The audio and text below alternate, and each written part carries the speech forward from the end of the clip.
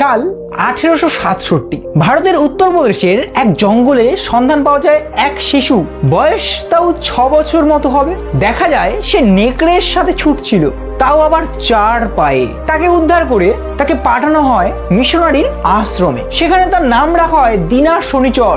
নেকড়েরাই লালন পালন করেছিল দিনাকে। সে থাকতো নেকড়ের সাথেই জঙ্গলের এক গুহাতে। তাকে মানুষের আদব কায়দা, সংস্কৃতি আর যা যা থাকে শেখানো খুব কঠিন হয়ে পড়ে।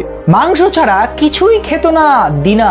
সে কখনো সোজা হয়ে দাঁড়াতেও পারেনি। আর অবশেষে 34 বছর বয়সে মারা যায় দিনা। তার মৃত্যুর কারণ হয়েছিল যক্ষা।